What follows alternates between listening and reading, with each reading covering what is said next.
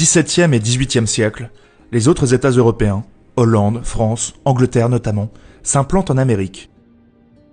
Une partie des Antilles échappe aux Espagnols, cette myriade d'îles étant difficile à contrôler. La France s'établit à Saint-Domingue, en Guadeloupe ou en Martinique principalement.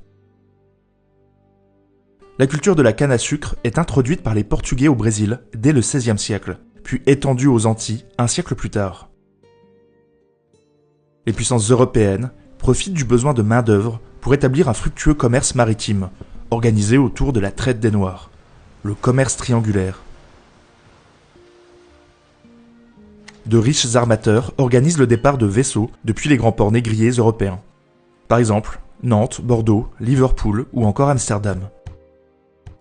Ils partent chargés de marchandises manufacturées, qu'ils vont troquer sur les côtes ouest africaines, contre des esclaves, qu'ils vont ensuite déporter aux Amériques et aux Antilles, pour les échanger contre du sucre, des teintures, du café, du cacao ou encore du tabac, qu'ils revendront à prix d'or dans les capitales européennes. En France, au départ, aux esclaves africains, on privilégie des travailleurs volontaires, les 36 mois, nommés ainsi car ils ont des contrats de 3 ans. Ils ont l'espoir d'obtenir une terre, de démarrer une nouvelle vie. Rapidement, les engagés manquent, les conditions de travail sont trop dures, et souvent, le rêve se transforme en cauchemar. Richelieu et Louis XIII autorisent la traite en 1642.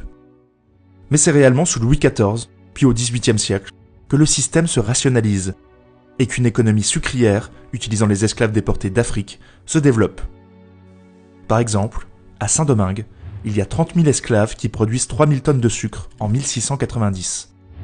Un siècle plus tard, 500 000 esclaves en produisent 100 000 tonnes.